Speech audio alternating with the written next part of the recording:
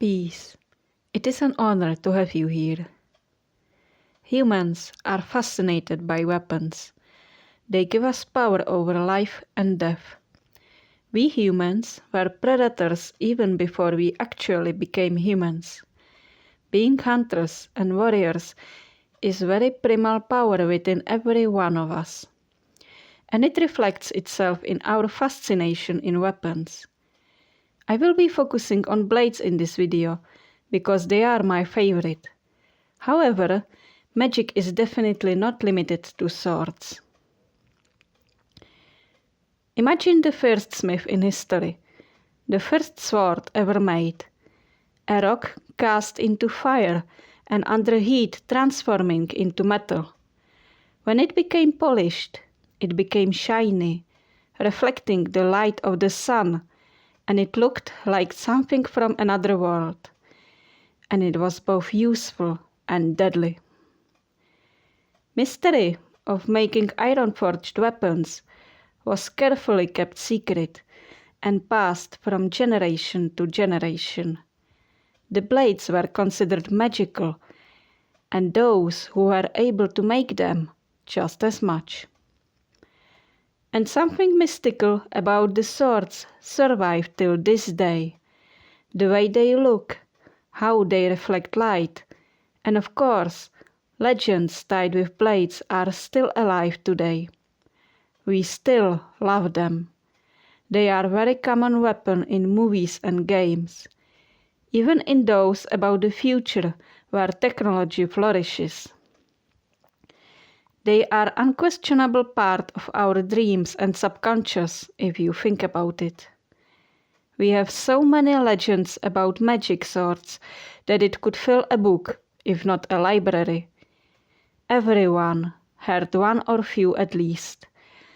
The magical blades appear in the ancient stories, in books, movies, and in games too. From those that are modern and notoriously known, we have lightsabers, for example, weapon of choice of the Jedi and the Sith, that has blade of pure energy that can cut through most materials. But this is very futuristic weapon. From fantasy, I can name Frostmourne, the blade of the Lich King. That one was enchanted for extremely powerful necromancy. Or, for more traditional looking one, we can mention Andúril, the sword of Aragorn, that doesn't really do anything special, yet it would be pretty dangerous to steal it. Or Excalibur, mysterious sword from legends about King Arthur. However, sword doesn't have to be mythological to be considered really dangerous. Swords that are bloodthirsty are feared for a reason. And there are swords in this world, real swords, that are rumored to be bloodthirsty and truly dangerous for the hand that would dare to wield them. Makes one wonder how much truth can be in this legend. If nothing else, it is connected with real blades that had shed a lot of blood. In Middle Age Europe, there were executioners using blades for their work. After 100 deaths, they had to bury the blade so that it calms down and doesn't become bloodthirsty. They took it really seriously. And then there is the magic itself. Mythological wizards, just as the real ones, were and still are using blades for both fight as well as for the occult arts. Sword itself is a great tool for magic. Ceremonial magic recognizes sword as one of the important items for work with spirits, for commanding them, but also for actually fighting them if necessary. Such a sword, at least nowadays, is not like the ones used for fighting. There are rules to keep for a blade to be used for occult work. For example, blade that is meant for occult work is not used for anything else. It is even favorable. If the blade is created for this task and is not used for anything else before it becomes a tool of an occultist. It has to be ritually prepared for the job, cleansed and enchanted to become a proper tool for the magician. Some people do short ritual, but there are some ritual for blade consecration that can take weeks and even months. If the sword is consecrated but then desecrated, the ritual has to be repeated, and in some cases the blade has even to be replaced entirely. That is, well, such rules apply today. It doesn't take much of thinking to realize that during history this could not be the case. Wars and conflicts follow humanity throughout history, and to not use sword for a fight could mean losing life. It wasn't easy thing to get a sword either. It used to cost a lot of coins to make. Some people were even robbing graves in order to get a sword that was buried there with its former owner. Gaining sword from a grave also became part of legends. However, in the legends we have it spoken of getting the blade from a den of ghouls, or from a dragon that was guarding treasures, rather than speaking about desecrating a grave because of need, or worse, greed. In history, there was a lot of need for weapons. We humans are evolved predators. We are warriors by nature, and that has unfortunate consequences of us seeking conflict and even creating them if there are none. One of the reasons why computer games are full of violence, yet they do not cause humanity in general to become more violent. They are not source of violence. They are one of ways we fulfill the need that we already have. No shame in weapons. I don't know about you, but I do notice that people holding weapons are immediately seen as greater than without a weapon. There is something about it that we humans like.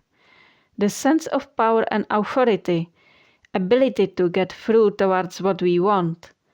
Weapons are not wrong for occult practice. Of course, you have to be careful and keep in mind that you are responsible for what you do. Weapon is the tool. It is you who is doing stuff with it. On Wizard forums, there was a question about enchanting weapons. Beautiful topic. So, concerning the swords, I immediately thought about Norse tradition. We Norse pagans are very strongly tied with weapons.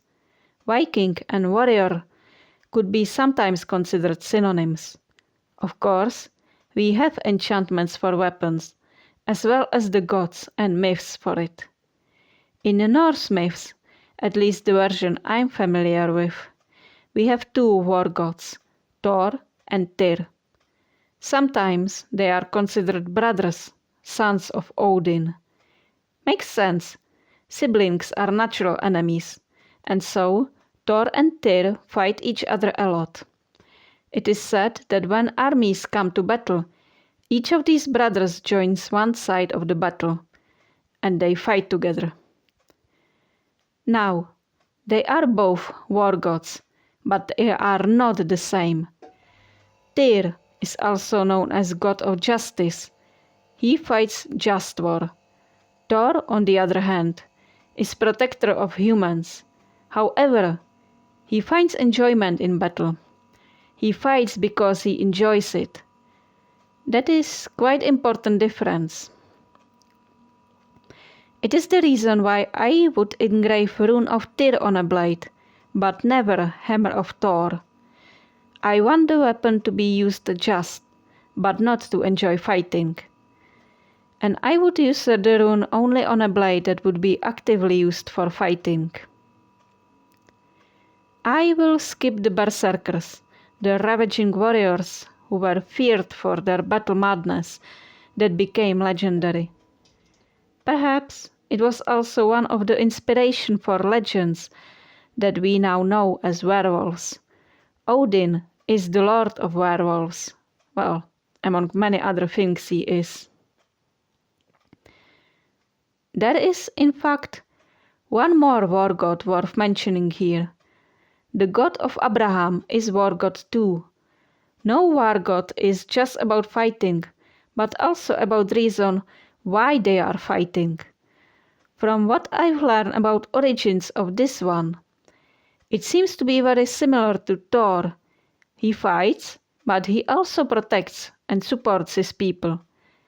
And he was married, and he was god of thunder too. And, possibly, just like the other thunderer, he is kind, supportive, but also dangerous and violent. And maybe sometimes unpredictable. Which kind of makes sense. At the moment when I was thinking about this, it was making full sense to me, because his people are taking attributes of him, being warriors seeking to dominate other people on many battlefields, not only with weapons. There is history of religious debates they love to have. They are trying to convert others in their fight for souls. They have tradition of exorcism, making any spirit a demon and fighting them. And lately I also hear from some of them that they wear armor of God, sometimes also godly weapons. It is their way of symbolic speaking, of course. Armor and weapons are describing their faith. Well, I guess you get what I mean.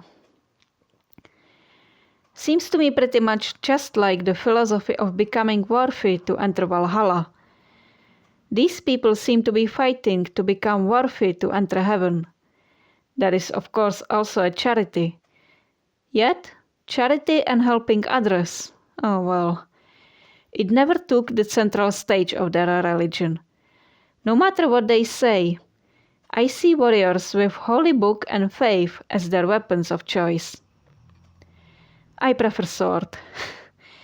I like swords, both European and Asian. One has to be responsible when holding a blade, but it does feel good. And I can confess that they are amazing for a ritual work. Just consider, when you hold a sword, you are holding a weapon that has a very long tradition. If you want to add a weapon into your ritual, I would say, go for it. Many people have atame. Atame is a knife consecrated for ritual use. Some have symbols engraved on them, connecting them with powers the practitioner is connecting with. Consecration can be also quite easier than with the blade. Knife is smaller and is usually way easier to buy. Knife and blade are great tools for disturbing energy.